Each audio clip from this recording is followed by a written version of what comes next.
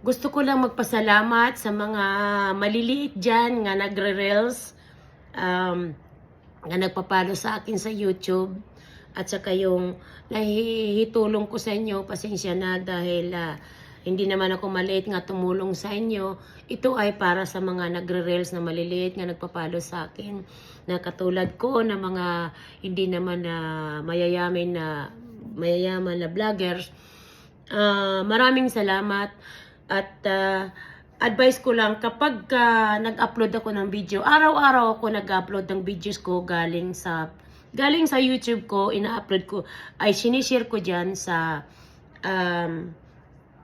Facebook. Kasi pwede ninyo i-share yan, basta sa tamang paraan, na mayroon kayong access na mag-share dyan sa Facebook.